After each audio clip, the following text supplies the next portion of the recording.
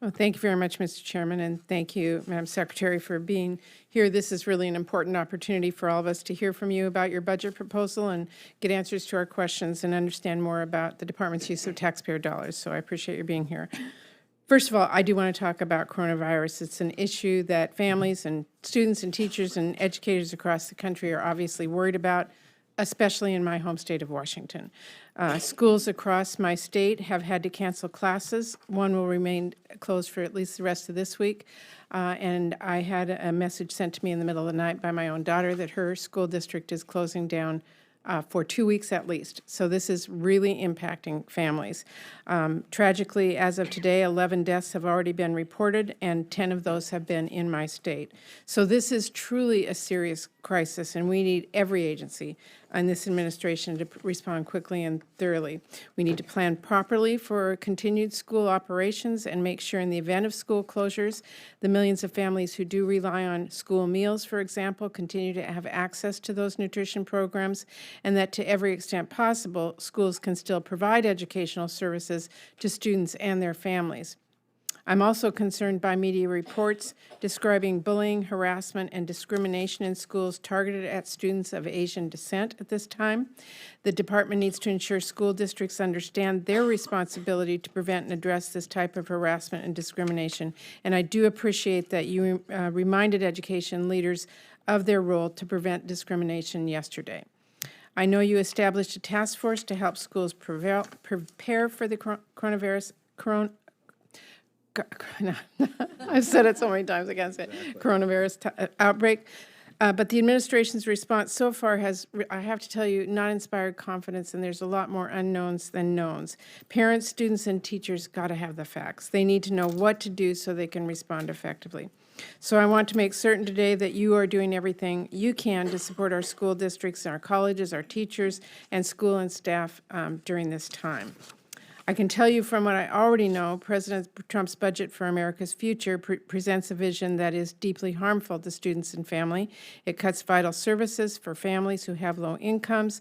It requests another $2 billion for the unnecessary border wall the president promised Mexico would pay for, and it breaks the budget deal that we just reached on the discretionary spending caps by proposing to reduce non-defense discretionary spending by $37 billion in fiscal year 2021.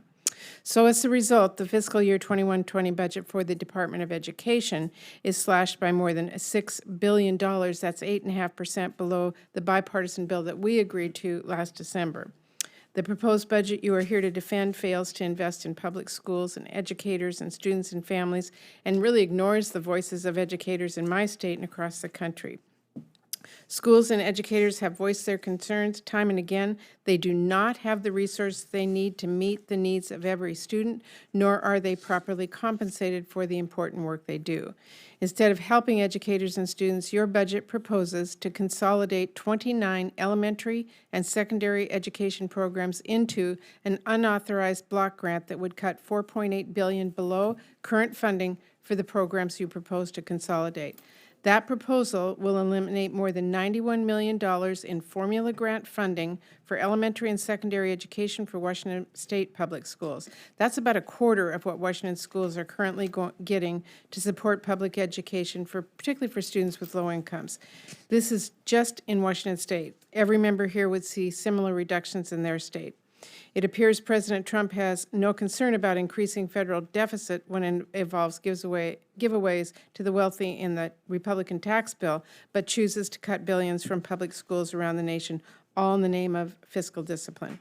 To make matters worse, at the same time, the president's budget proposes providing $5 billion annually for a federal private school voucher tax scheme called Education Freedom Scholarships. That proposal would divert federal tax revenues that could be used to invest in public education by establishing a new tax credit for individuals and corporations that make donations that expand state-developed private school voucher programs.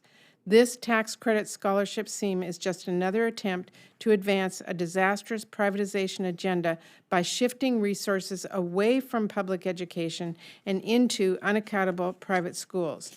The Orlando Sentinel investigated one of these programs in Florida and found the program allowed the participation of 83 private schools that refused to admit LGBTQIA students or could expel them if their sexual orientation or gender identity was made public.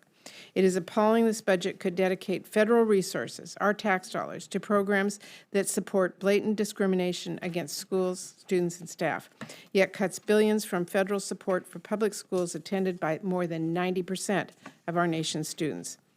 The budget also does nothing to address the college affordable crisis that is facing our nation. Instead, it proposes to cut more than $1.6 billion from grants and work study that will force students to borrow more while dramatically reducing benefits for student loan borrowers, even eliminating loan forgiveness for student borrowers who become teachers or enter their other public service professions. I also have concerns about a range of your policies, and specifically I'm concerned about your partial relief formula that would eliminate $11 billion in relief for more than 210,000 borrowers around our country, including more than 6,000 in my home state. Time and again, it seems that you put the interests of predatory for-profit colleges ahead of our students. I have serious concerns about the fact that you reinstated the failed accreditor ACICS that accredited Reagan National University, which an investigation by USA Today recently reported does not even have any faculty or staff.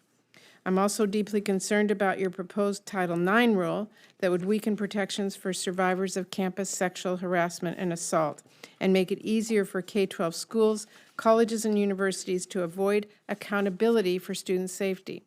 Let me be clear, this is not about restoring balance. This is about silencing survivors.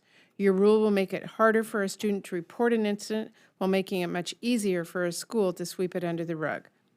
Mr. Chairman, we have worked together previously to reject the administration's harmful budget requests, from proposals to cut funding for students, teachers, and public schools, or to cut funding for students who are struggling to afford college.